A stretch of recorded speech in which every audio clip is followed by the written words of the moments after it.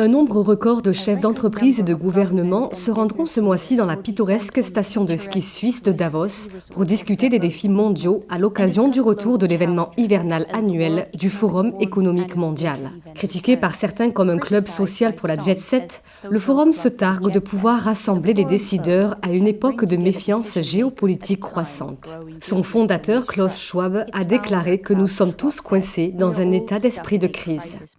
Le dernier rassemblement hivernal de Davos en personne a eu lieu en 2020, quelques jours seulement avant que l'épidémie de Covid-19 ne soit déclarée comme une urgence sanitaire mondiale. Si la délégation russe sera cette année absente, le président du forum, Borge Brend, s'attend à ce que 52 chefs d'État et de gouvernement se présentent aux côtés de 35 ministres des Affaires étrangères.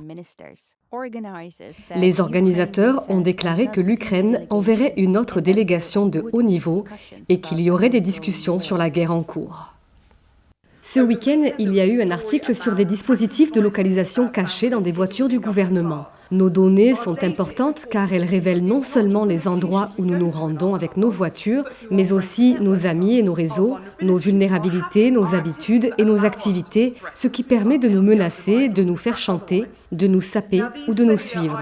Si ces dispositifs ont été installés de manière frauduleuse, il s'agit d'espionnage de la part du PCC. Il est plus probable qu'il s'agisse de technologies standards qui sont installées dans toutes les voitures.